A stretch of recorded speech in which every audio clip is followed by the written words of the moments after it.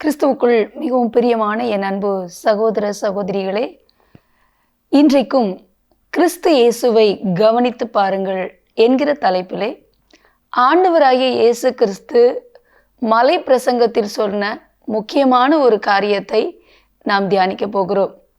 ஆண்டவராகிய இயேசு கிறிஸ்து இந்த உலகத்தில் வாழ்ந்த நாட்களிலே அநேக காரியங்களை உவமைகளின் அடிப்படையிலே சொன்னார். அநேக காரியங்களை மிகவும் நேர்த்தியாக ஆண்டவர் உரைத்த காரியங்களை நாம் தொடர்ந்து பார்க்க முடிகிறது வேத புத்தகத்திலே.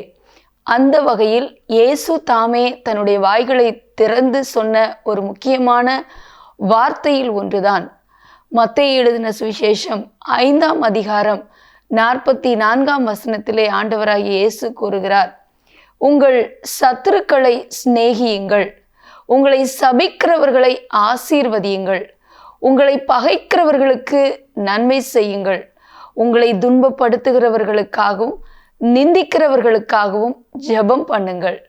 என் அன்பு தேவனுடைய பிள்ளைகளே, இன்றைக்கு இருக்கிற காலகட்டத்திலே இது ஒரு மிகப்பெரிய கடினமான காரியம். கிறிஸ்தவ வட்டாரத்திலேயே இன்றைக்கு இல்லாத ஒரு காரியம் என்று கூட சொல்ல முடியும்.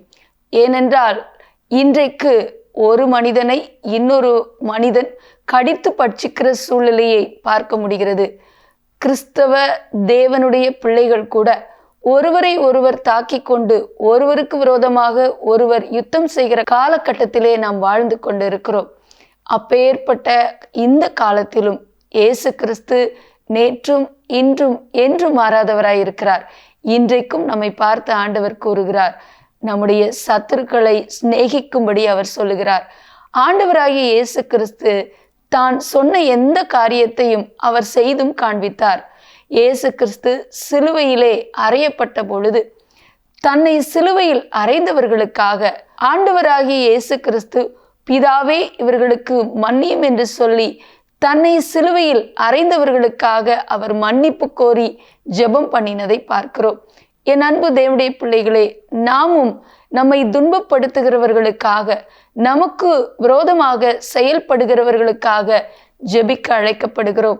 மட்டுமல்ல, தன்னோடு கூட உண்டு உறங்கி தன்னோடு கூட ஒவ்வொரு நாளும் நடந்து வந்த, தன்னோடு கூட சம்பாஷித்த ஒரு அருமையான தன்னுடைய சீஷன் தன்னை காட்டி கொடுத்த பொழுது கூட, சிநேகிதனே என்னத்திற்காக வந்திருக்கிறாய் என்று அன்போடு கூட அவனிடத்திலே ஆண்டவர் பேசுவதை பார்க்கிறோம்.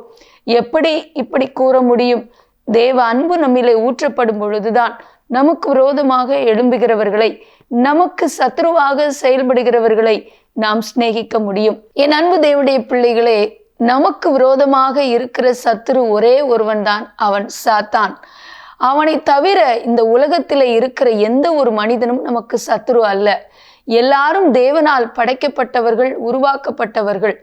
அவர்களுக்குள்ளாக கிரியை செய்கிற சாத்தானுடைய தந்திரங்களே நமக்கு விரோதமாக அவர்களை எழும்ப பண்ணுகிறது. ஆகவே அந்த சிந்தையோடு கூட நமக்கு விரோதமாக செயல்படுகிறவர்களை மன்னித்து ஆசீர்வதிக்க அழைக்கப்படுகிறோம். ஆகவே அன்பு தேவனுடைய பிள்ளைகளே, இன்றைக்கும் இந்த ஒரு சிந்தையோடு கூட கிறிஸ்து இயேசுவில் இருந்த இந்த மன்னிக்கிற ஒரு சிந்தை, கிறிஸ்து இயேசுவில் இருந்த சத்துருக்களை நேசிக்கிற அந்த ஒரு சிந்தை நமக்குள்ளும் உண்டாயிருக்க நாம் அழைக்கப்படுகிறோம். கிறிஸ்து இயேசுவை கவனித்து பாருங்கள்.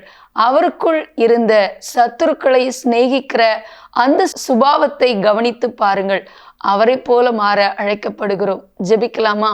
எங்கள் அன்பின் பரலோக பிதாவே, ஆசீர்வதிக்கப்பட்ட இந்த நாளிலும் கூட சுவாமி, எங்களுக்கு விரோதமாக செயல்படுகிறவர்கள், எங்களை துன்பப்படுத்துகிறவர்கள், எங்களுக்கு விரோதமாக காரியங்களை செய்கிற ஒவ்வொருவரையும் உம்முடைய நாமத்தினாலே மன்னிக்க எங்களுக்கு கிருபை தாரும். உம்முடைய தெய்வீக அன்பு எங்களில் ஊற்றப்பட ஜெபிக்கிறோம்.